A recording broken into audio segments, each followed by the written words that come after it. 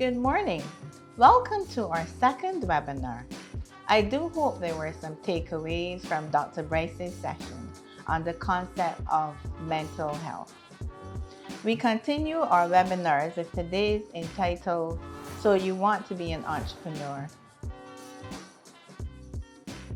facilitated by Mr. Ronald Wiltshire. Mr. Wiltshire is a Business Development Officer attached to FundAccess's Business Development Department, where he is responsible for facilitating the first day of a two-day enterprise training program and follow-up assistance for clients in financial management, record-keeping practices, the development of marketing plans, and general business mentoring and coaching. Mr. Wiltshire holds a degree in business administration and is currently the facilitator of workshops such as sales and service excellence and marketing for small business. He also facilitates a seminar on trade show preparedness for sponsored FundAccess clients. Mr. Wiltshire has participated in several workshops throughout the years, all geared at broadening his knowledge base of small business and entrepreneurship, and has had the privilege of observing many businesses emerge from startups into established, thriving enterprises.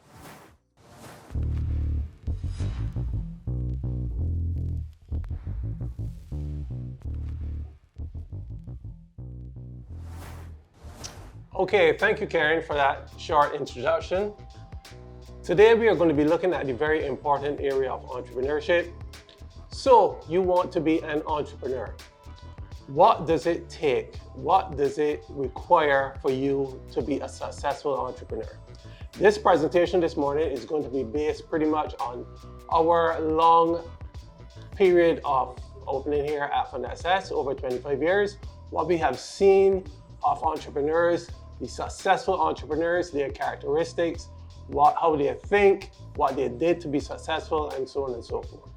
So, without further ado, let's go right into our objectives. So today our objectives are to define the word actually, entrepreneur, because we can't do this without a working knowledge of what that term is.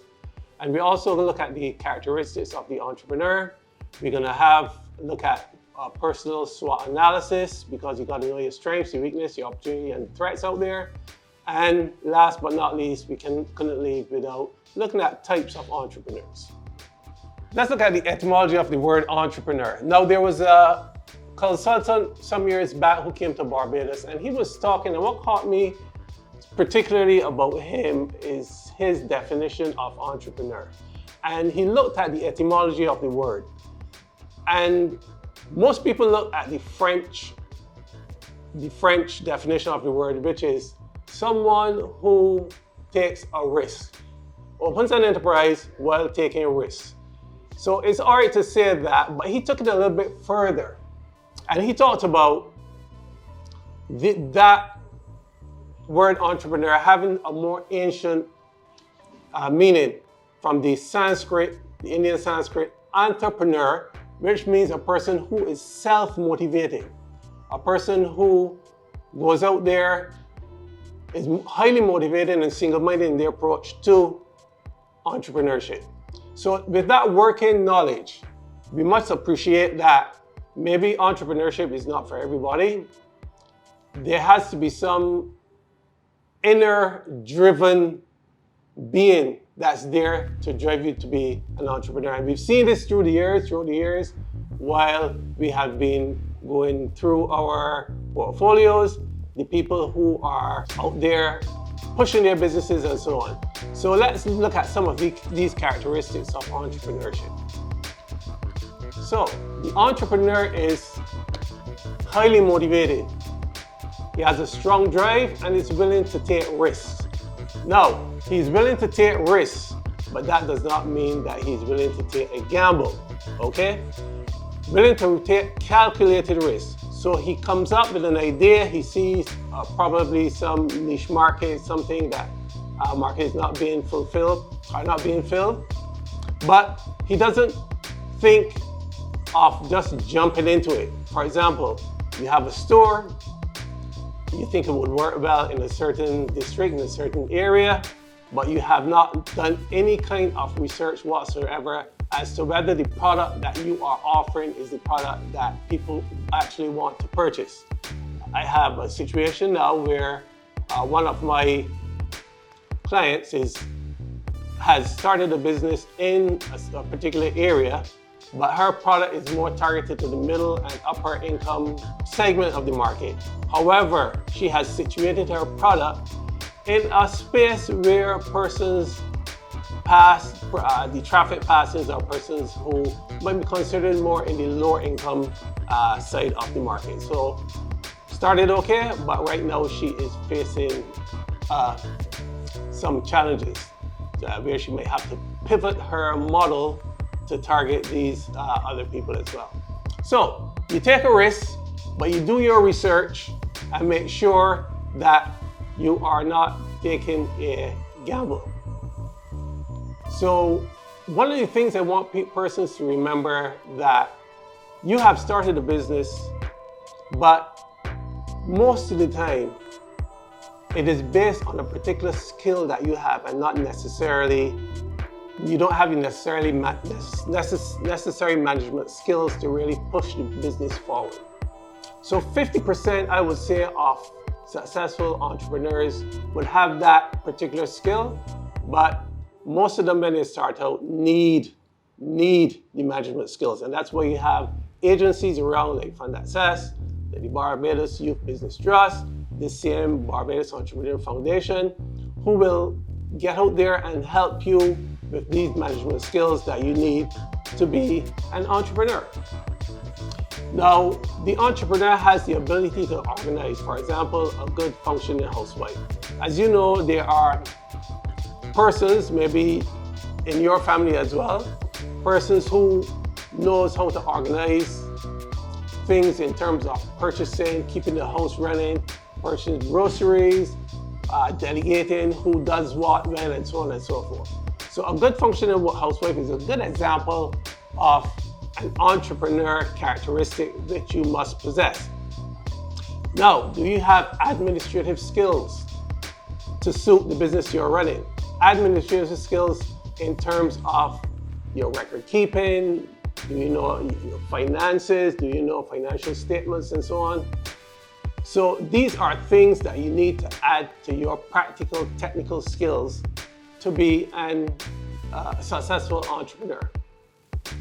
You have the technical knowledge to suit the intended business. Do you have that technical knowledge? As I said before, this is pretty much where most entrepreneurs start. They have the technical knowledge, but the management skills need to be sharpened. Do you have the ability to learn from mistakes? There are people who fail to learn from history, and people who fail from learn from history are doomed to repeat them. So it's good to be single-minded and have that characteristic of an entrepreneur. And there's nothing wrong with failing. There's a saying that goes, the person who has never moved pretty much is the person who has not tried anything. So Einstein, for example, I think it is, tried many ways before he perfected his area of expertise. Are you a persistent problem solver? This is very important. Are you a person who has creative skills, right? So a problem comes up. What are you going to do? Are you going to say, well, I can't go forward? Are you going to use the word can't?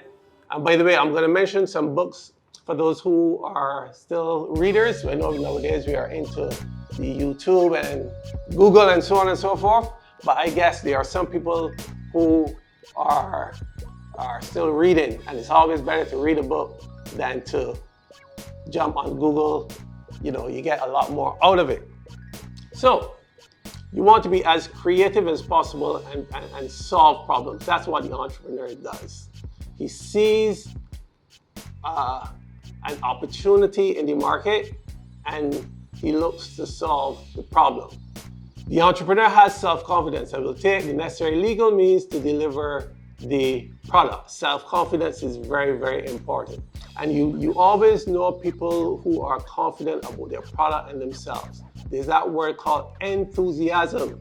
Have you ever been to a market there, BMX, Home Show? We used to sponsor those years ago. And you always know persons who believe they have a good product out there. When you approach the stall or whatever, they approach you and they're always very engaging, looking to educate you about the product and so on and so forth. But if you are the kind of person who wants to just sit back and not really get out there and push your product, then there's going to be a problem. Because really and truly, you have the technical skill, but you don't have the managerial skill, and which one is to be able to present your product. So if you don't have that managerial skill, then there is going to be some, and remember, there is no one that is going to sell your business like you. And we're going to come to personality a little bit later, but it's going to be very difficult. And then as a small business, most of the time you're starting, you don't want to incur that expense of hiring a salesperson to get out there and push for you. So that is one of the skills that you're going to have to learn. So the entrepreneur as well has imagination and creativity, as I stated before, and you want to stay one step ahead of the competition. You want to stay one step ahead of the competition. That's very, very important. There is a book by the name of Blue Ocean Strategy, and that's a book that I would encourage any entrepreneur to purchase, or at least to get your hands on and read it. Because at the end of the day, the businesses who do really, really well are people who bring extra value to the market. We've heard of the Bransons, we've heard of the Southwest Airlines in the United States. We've heard of many other businesses that when they came to the market, it didn't matter what the competition came with. These businesses came so different. They brought such value to the market that the competition really didn't matter. And when you think about competition nowadays, you think about persons who are competing on price and so on and so forth. What you are going to bring to the market is not going to be anything that is going to be earth-shattering. It's not going to be very transformational. It is going to be something that you're going to be just one step ahead of the market. So what you want to do is think about your industry.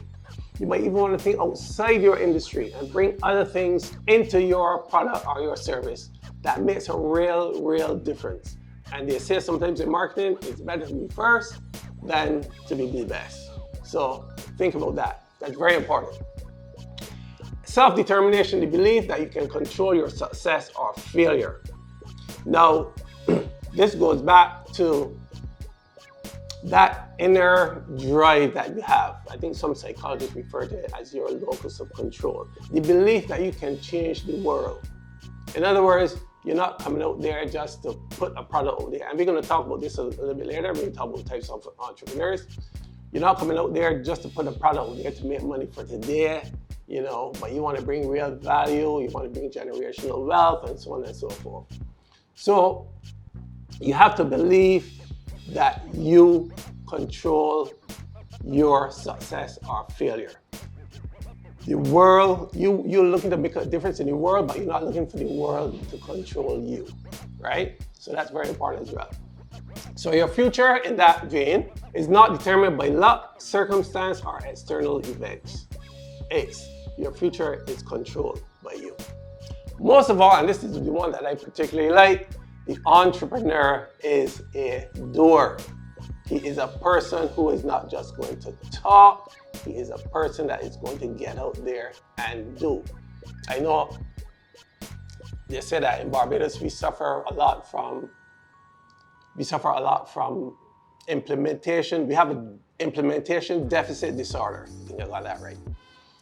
We talk about doing things, we have a lot of ideas, but we just don't get out there and do. So the real entrepreneur is the person who is going to get out there and push their business. It's action.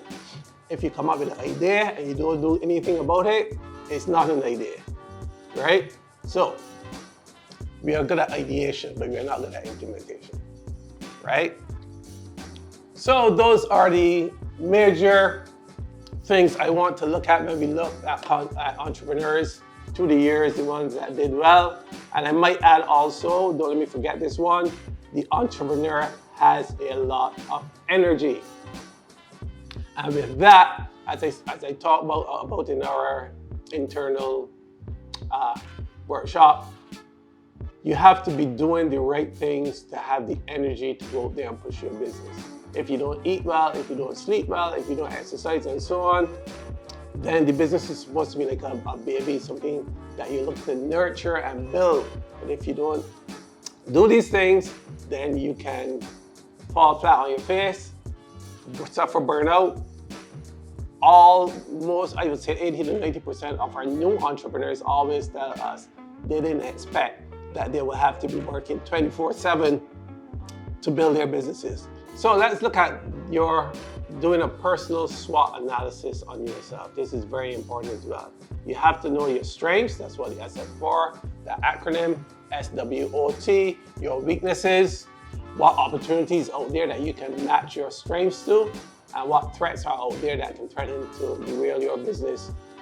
Once you know those threats, then you should be able to put things in place to mitigate against any very negative fallout from those threats.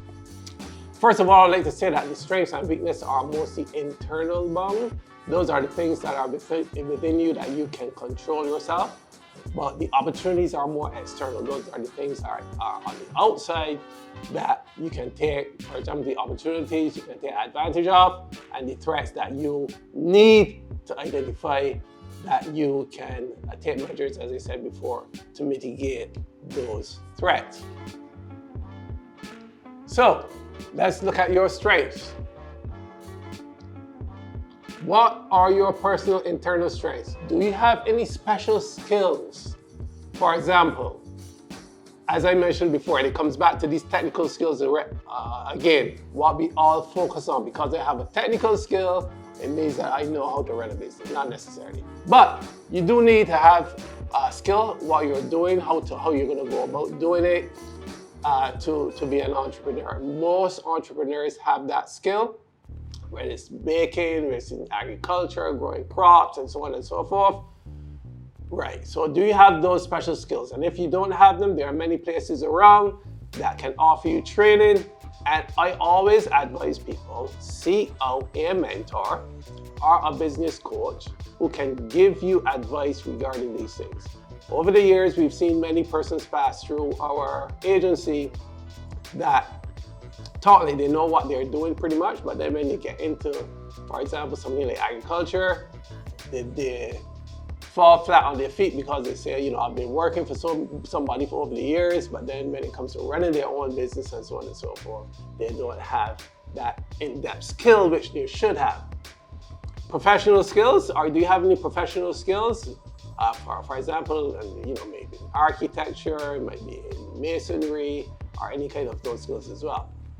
What about your qualifications that you can put on display? How qualified are you? And last but not least, probably most important, is your experience, right? Is experience a skill that you have? And we like to see people coming in here who knows about entrepreneurship in terms of the other 50%, as I mentioned before, in terms of managing their businesses, because most of the time this is where people fall down. And on that note, let me just mention another book right here, The E-Myth Revisited. For those of you who like to read, that is an excellent book to read. It talks about the practical application of entrepreneurship. It talks about, so you know how to make to manufacture whatever, maybe a hamburger or something like that. But do you have the managerial skills to actually run a eatery or whatever, something like that, right? Okay, one of the important things that you also want to look at in terms of your strengths is to recall key achievements, key things that you have done in your past that really stood out, right? Some people are excellent at leadership, for example, and that's one of my favorite topics because, as far as I'm concerned, everything rises and falls on leadership, as John Maxwell said. But key achievements that you've made in the past. Just think about things that you did very well. It might even be when you were younger, maybe becoming the captain of a team. That shows that people chose you to be captain because they want you, they saw leadership qualities in you, and so on and so forth. So look at those key achievements that you have done in the past and record them as a strength that you can use in the future. Right, so in terms of that, same thing in terms of leadership. Are you a problem solver? Do you show high levels of emotional intelligence? That's very, very important. Do you take accountability when you're leading a team? Or do you pass the buck on to somebody else who you in the team because you don't want the responsibility to be yours and you don't want to look bad? Do you have strong organizational skills? I talked about that before. Are you solutions oriented? That's very important. Are you solutions oriented? Do you look, they say that some people have a problem for some people have a bandage for every problem, something like that. Are you solutions oriented? Yeah. How about time management? How are your time management skills? And here again, I want to mention another book. It's called Atomic Habits. It's a very, very good book, and I would advise any entrepreneur to get your hands on that book. It is very important that you do. Failing that, you can also go to YouTube and type in how to become, and I like this topic, 37.78 times better at what you do, at anything. 37.78 times. That's a summary of the book pretty much. So please try to get your hands on that book. It talks a lot about habits and being able to produce more. So, what about your weaknesses? Your communication skills. Do you communicate well? And I also advise people to, if you can get a hand on the book called How to Win Friends and Influence People. That's a very, very important book as well. So in terms of networking, you want to be out there and able to network. You don't want to sit back and say, you know, I'm not a sociable fella. I don't like talking to people. That's not very good for our business. Communication skills in terms of teams as well. How do you communicate with your teams? Do you have weekly meetings? Are you communicating well? Do people understand exactly what you want from your business, especially when it comes to customer service? What is your vision statement, mission? All of these things must be communicated time and time again to the people you employ. So that's very important as well. Your leadership skills, as I talked about just now. Do you have team building skills? They say the whole is more productive than the sum of its parts. I don't know if I got that exactly right, but that's the gist of what they're saying pretty much. Is when you have a team operating as a whole, you can get a lot more out of them as opposed to actually having people pointing to one person, you do this, you do that, and then bring them together. But when people, it seems to be some sort of energy that is developed when people operate together, right? So you find this a lot in larger businesses as well. It shouldn't be in small businesses, but the finance department and the human resources department, everybody is just taking their corner and they are defending where they are, but they don't see the larger picture, right? Of when we work hand in hand together, what we can achieve rather than you just holding your corner of the world. Time management skills, which I talked about as just now as well. Managing your time becomes very, very important. As I said before, when people start their businesses, they say it's 24/7 and it's stressing them out. So it becomes very, very important how you manage your time, right? Because if you don't manage your time well, then as once again, you know, the business will start to suffer. And then when the business starts to grow, and this is what we've seen happen with people over the years, you have to bring somebody else into the business to help you with the business, right? You can't do all by yourself. So how then are you going to delegate? Then the topic of bringing people to work for you, then you have to pay them pretty much, and that's an extra expense. However, you have to sit down and analyze your business pretty much and see what you need to how much you need to get the business to where it wants to be. So you start setting your goals, your targets, where you want to be, and then you look at the resources that you have to put in place to get there. Okay, so let's look at opportunities. What is out there, the opportunities out there that you can take advantage of and that you can actually use, match your strengths to take advantage of these opportunities. So you have to look at the wider picture. How is your industry developing? What is new in your industry? And this will take some level of research, basic research, and the information is out there. You know, it's online, it's on YouTube. Check and see what's new, what's coming out. What's the big thing nowadays? AI, artificial intelligence, right? How can you leverage artificial intelligence to push your business further, right? So you need to be on top of your industry. I keep telling people that all the time. When I meet my clients for the first time, or when I'm going through with them, first thing I ask them, what's new in the market that you can take advantage of? Okay? Technology-wise, is there new technology out there? Everybody has, you know, a smartphone now. Are you making use of the technology? You see in marketing now, people are actually using WhatsApp to really push their business to a different level. Okay, so it's not just about the Facebook and the Instagram, but all the other platforms that you can use. But you need to be aware of them, what's changing in them, and so on and so forth. Niche markets and underserved markets. Are there any underserved markets out there that you can take advantage of? What's looking at the market, looking at the segments of the market? A lot of times there are markets out there. You are not leveraging your strengths to take opportunities of those markets, right? Threats, what about threats? Increased competition is a threat. Look at the competition. It doesn't necessarily mean that you have to look at them to compete with them, but look and see what the competition is doing, right? That was and see what can happen from there.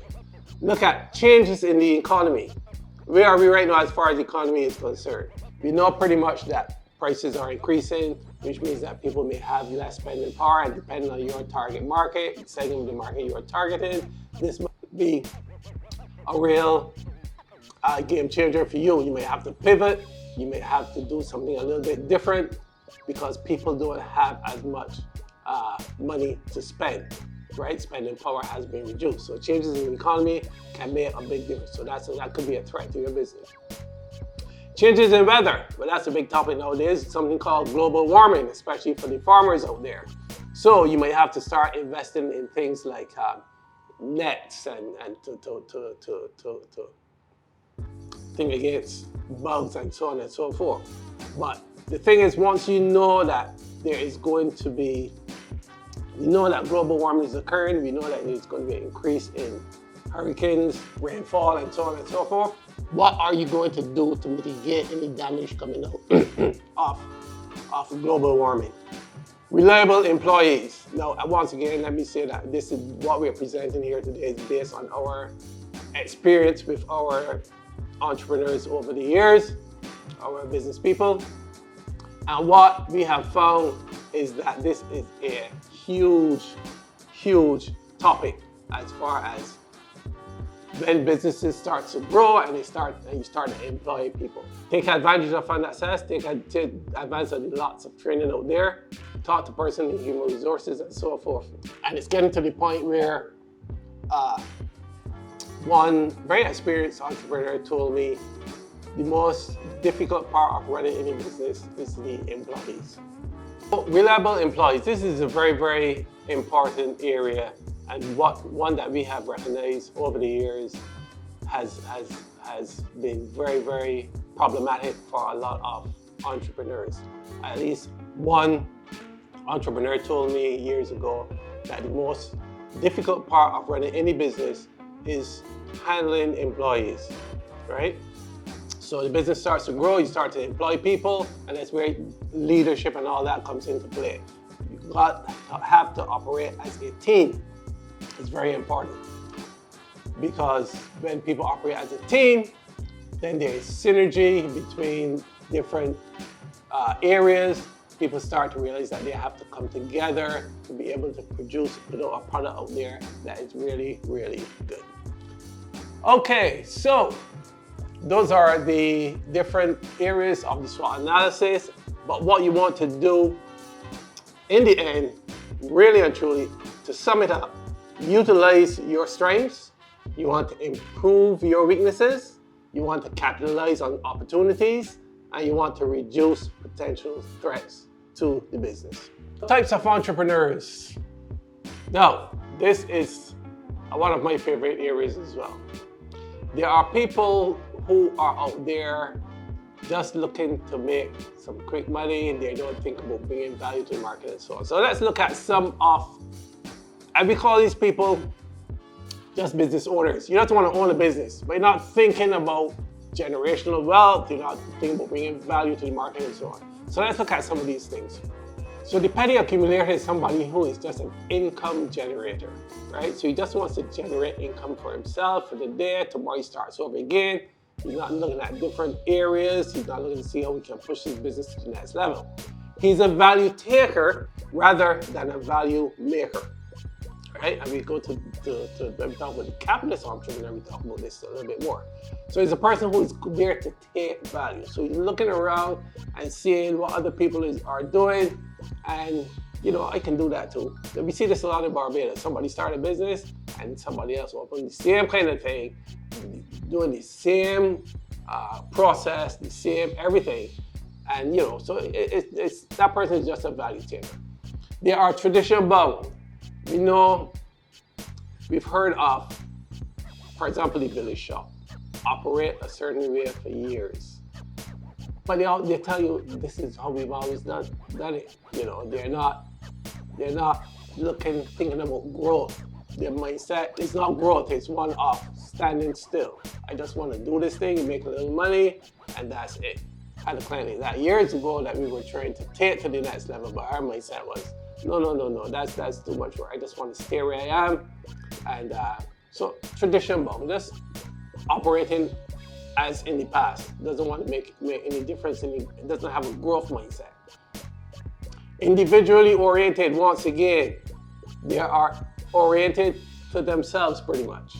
And we talk about the opposite to this when we talk about the capitalist entrepreneur, the entrepreneur that is really looking for growth. Just concerned with the status quo. I don't want to rock the boat, pretty much. The entrepreneur wants to do that. He wants to rock the boat. He wants to make a difference. But the petty accumulator, just think about today. I just want to make a little bit of money for today. So when you go about your business of getting into entrepreneurship, think about this very, very carefully. Are you the kind of person who's really out there who wants to make a difference?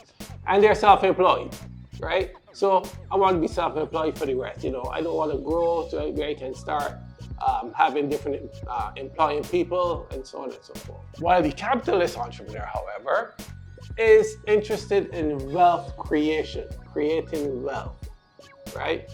So he wants to get out there, grow the business, employ people, and these are the kind of people that we are looking for, pretty much. That's the definition of the entrepreneur. He wants to create wealth. He wants to bring value to the market. He's a value maker. What can I introduce into my business that can really make a transformative difference to the industry? And that's how you should be thinking. Not just one little thing that I want to introduce that I want to be a little bit better than the competition, but something that is really transformational that you're going to come into the market and kind of like, blow all the others away. So the competition doesn't matter anymore.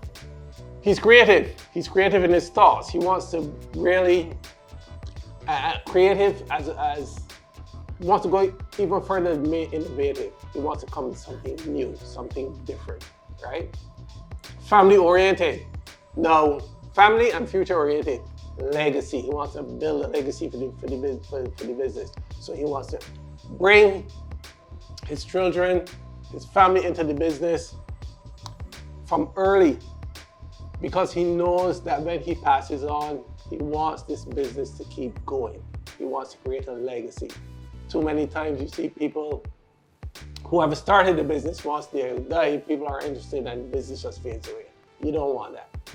Growth oriented, as I mentioned before, you want to be able to grow the business, rather than stand still, right? So, and you're never satisfied, right? You always want to keep growing. Once you've reached the goal that you set for yourself, set another goal and keep going. And you want to create employment. So you want to grow the business. To grow the business, you can't do it by yourself. You have to hire people, create employment, which is excellent for the economy, right? We know that throughout the world, small business makes a big difference in terms of makes the economy creates a base or foundation for the economy, right? So you want to create employment as well. Okay, so I think that we have hit on the most important areas of entrepreneurship.